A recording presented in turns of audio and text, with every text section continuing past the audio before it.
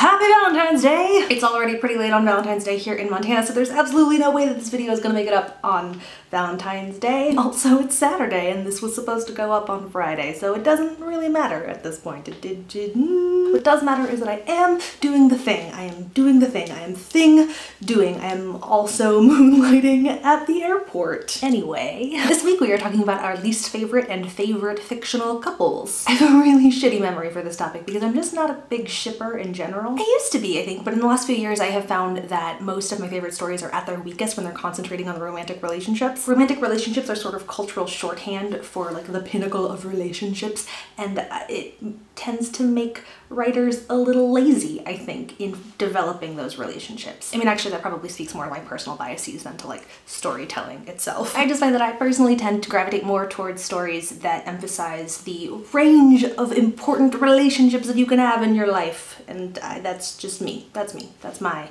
jam. On that note, I will start with my least favorite relationships, even though I don't actually have anything to add to what the other girls have said this week. Buffy, to me, kind of epitomizes that complaint that I have where you have these really amazing relationships with the Scoobies and then just really bad, just inferior romantic relationships. With the exception of one, but Spike and Buffy are for sure on this least favorite list for me. I just fucking hate all of it. Hate it. It's gross. I hate it. And then of course, in a timely addition to this list, there is Anastasia, Steele, and Christian Grey, because they're just the fucking worst. There's think pieces galore out on the internet right now if you really like want to get into why they're the worst. And more importantly, we have like 2 years worth of blog posts that we've written on that particular subject. And I'll be honest, I'm just tired of talking about it. I'm done. I don't want to talk about it anymore.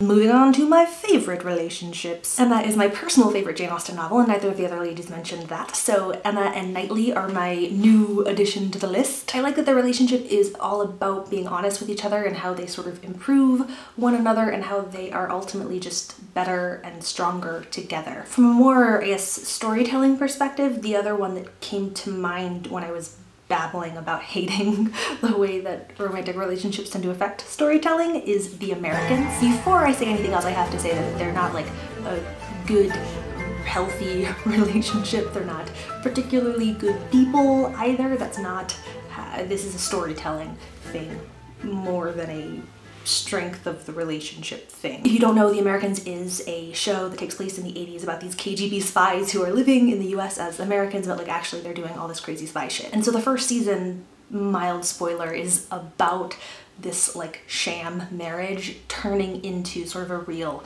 marriage. And one of the things that makes the show so compelling is that all of the spy stuff is actually very peripheral to like the core story, which is about this relationship. It's in its 3rd season now, and they've kind of expanded the family dynamics drama of it, but ultimately these relationships are the core of the story, and I love that. I love that even in the really intense spy drama moments, most of the tension and drama is in how the events will ultimately affect the big relationships on the show. That is the kind of relationship-based storytelling that I like. I like it. Anyway, I need to edit this at some point in time, and also it's long, and also I'm done. If you have anything to add to this conversation, please say so in the comments below. Also, let us know if you have any topic suggestions for future weeks. Also, we've been cross-posting all of these videos to the blog this week, but starting next week, we might do some sort of wrap-up, but basically we're just posting these on YouTube. So if you're watching this on the blog, please make sure that you are subscribed